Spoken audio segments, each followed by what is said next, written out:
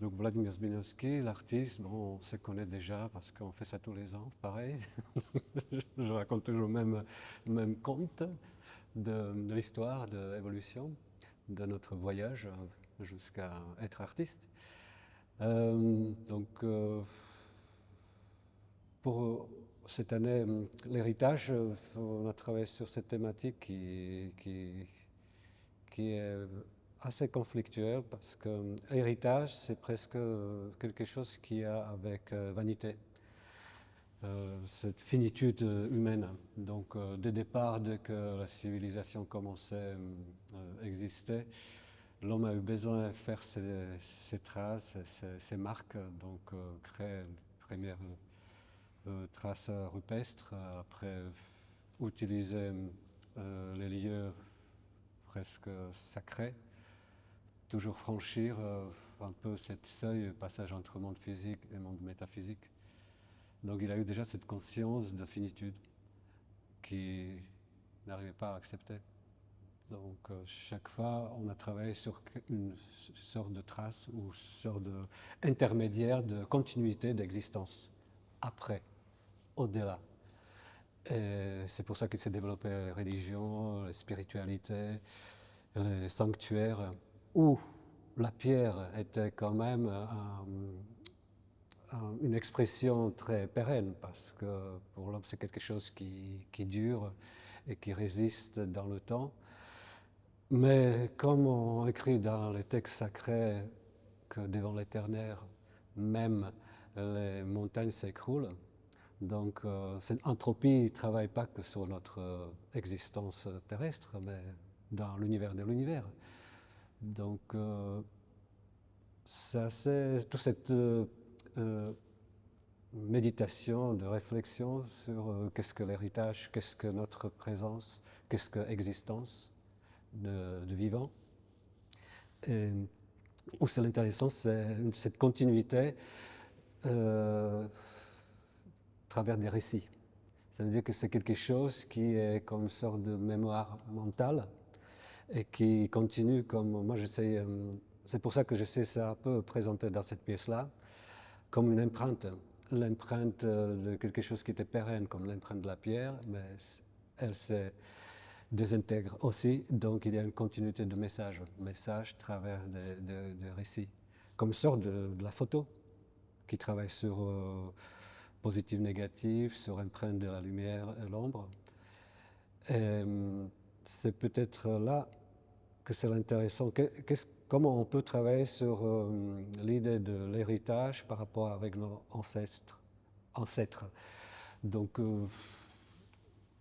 peut-être ces seuils de reprendre leurs récits et de les réutiliser dans notre présence comme les nouveaux récits en transformant, en métamorphosé à quelque chose complètement qualitativement différent.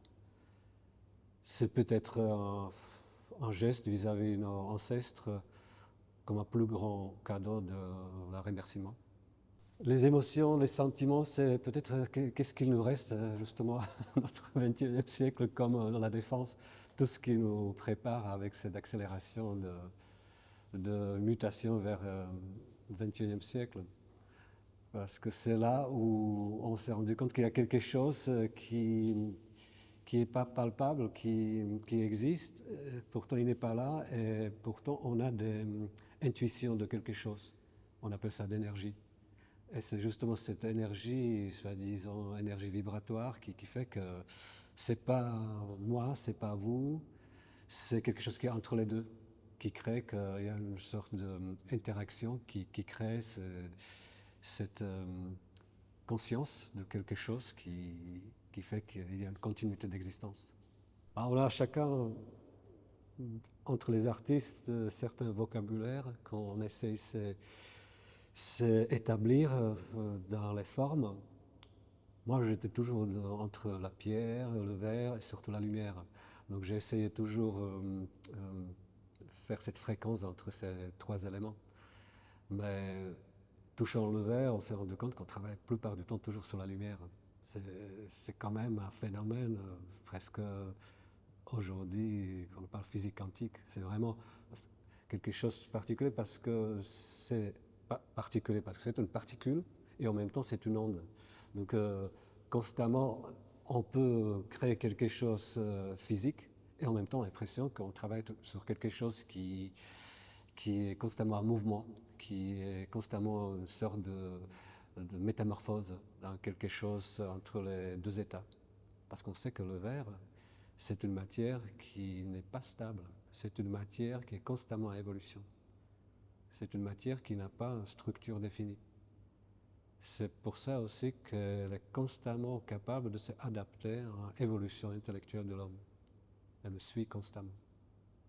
La couleur bleue, elle a toujours représenté quelque chose un peu comme mystère, quelque chose entre spirituel et quelque chose aussi un peu de chercher au-delà parce que ça imite toujours le ciel.